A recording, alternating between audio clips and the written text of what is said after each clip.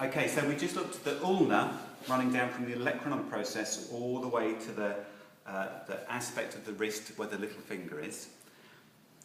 So in the anatomical process, in the anatomical position, yeah, this is the posterior or the dorsal aspect of the arm.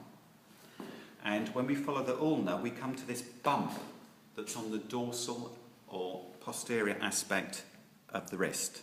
Yeah, very visible on me. Yeah, this bump here. And this bump is called the head of the ulna. Yeah, so this is the head of the ulna. Confusingly, this is not called the head of the radius. Unfortunately, I didn't make this up. Yeah, unfortunately, this bit down here is the head of the radius. Yeah? The bump, if you just come radial, if you move towards the radius from the head of ulna, you will find there is a bump on the back of the radius. Yeah? And this is called the dorsal tubercle of the radius. Yeah? So when you follow the ulna from the olecranon process and you come to the wrist, on the posterior aspect of the arm is the head of the ulna.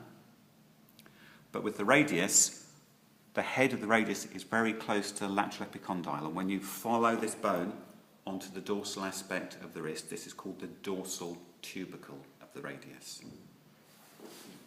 Yeah?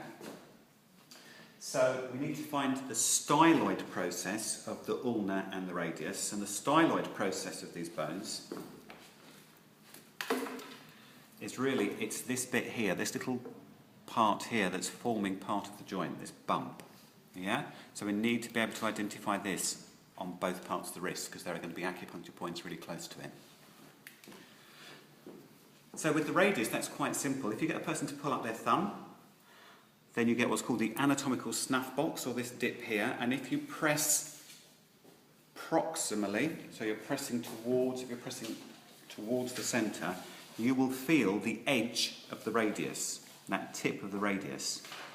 And really, that's the styloid process of the radius. Yeah?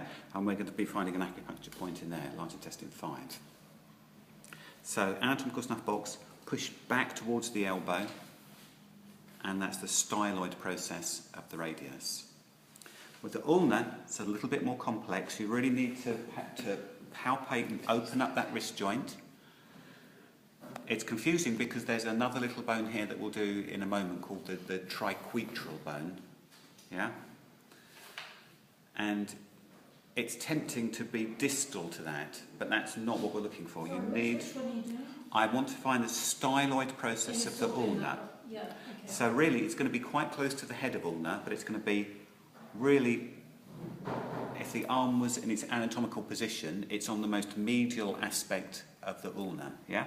So I'm running down where the little finger is, and I'm trying to find the wrist joint.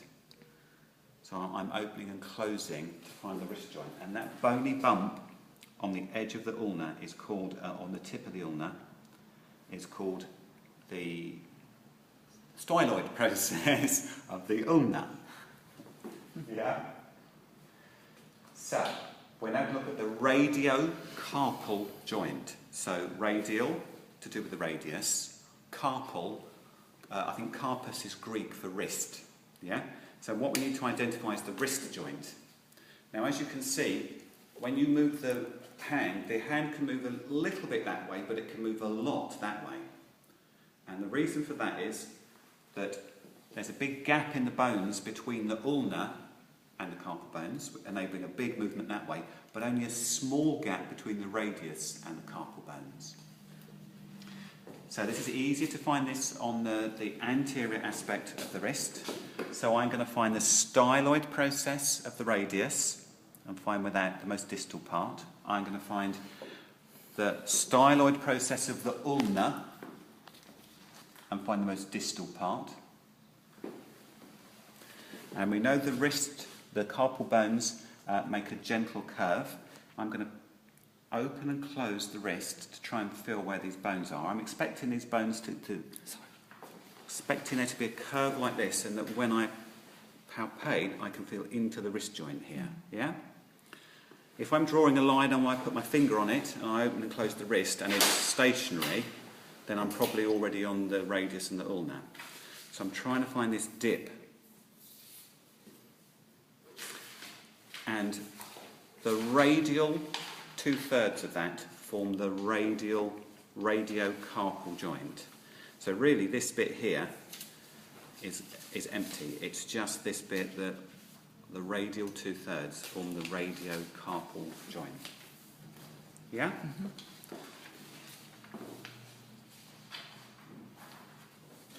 So the carpal bones, or the wrist bones, because of the muscles on the palm, it's easy to find the carpal bones by looking at the dorsal aspect of the wrist. Yeah?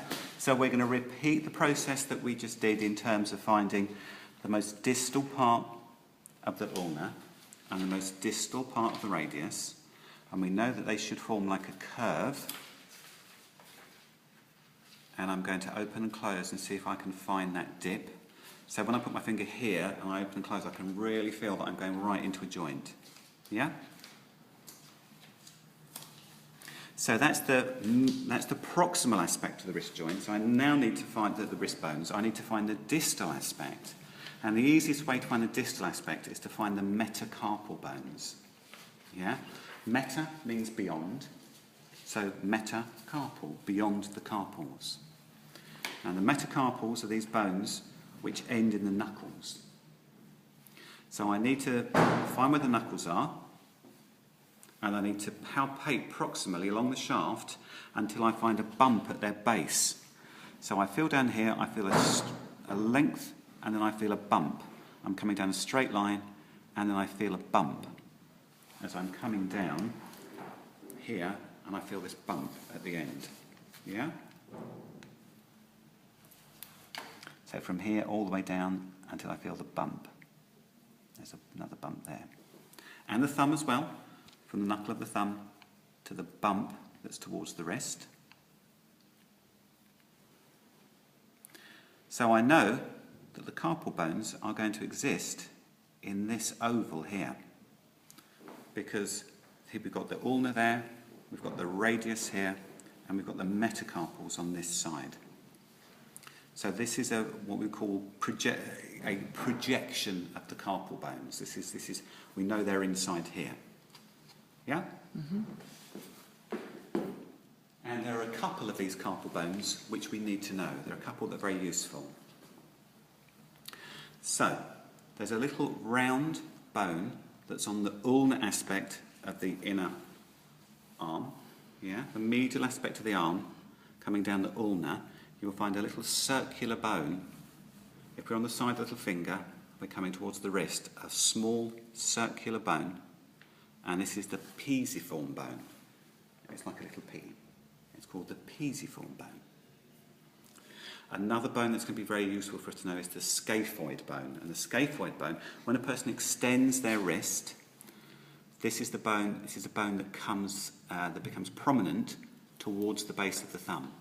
Now don't get confused with the actual metacarpal of the thumb.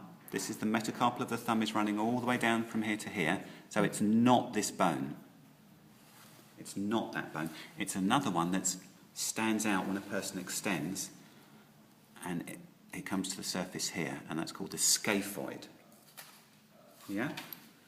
So you find the thumb, you come down to the base of the thumb, you go over this muscular part here, which is called the thenar eminence, and then you will find another bump quite close to the wrist joint itself, and this is the scaphoid. On the ulnar side of the wrist joint, if you come down, if you palpate down, you find a little finger, you palpate down that fifth metacarpal, and you'll find that comes to an end like this. Yeah, so this piece of bone is running like this. You'll find there's another bump in here. So if I'm touching, I put one finger on the styloid process of the ulna and one finger on the end of the metacarpal, and really I'm pinching a bone in between. I'm feeling a little bit of a bone sticking out there, and that's the triquetral bone. Triquetral because it's actually like a triangle. Yeah, so it's kind of shaped like this, and all I'm really feeling is the bit that's coming out to the surface on the side. All the rest of it's hidden under other bits of tissue, yeah? So if you feel down from your little finger, you can feel the metacarpal, and then you feel it go into a dip, and then you come over another bump, which is the triquetral, and then you're into the wrist joint, and you're feeling the styloid process of the ulna. Yeah? And you can kind of pinch this bone, that's the triquetral. And once again, it may help to open and close the wrist joint to actually feel that moving.